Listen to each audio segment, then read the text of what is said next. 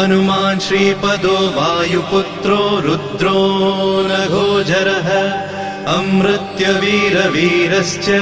ग्रामवासो जनाश्रयः धनदो निर्गुणः शूरो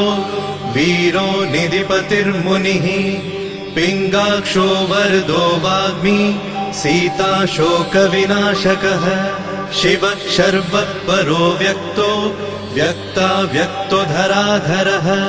पिङ्गकेशः पिङ्गरोमा श्रुतिगम्यः सनातनः अनादिर्भगवान् देवो विश्वहेतुर्जनाश्रयः आरोग्यकर्ता विश्वेशो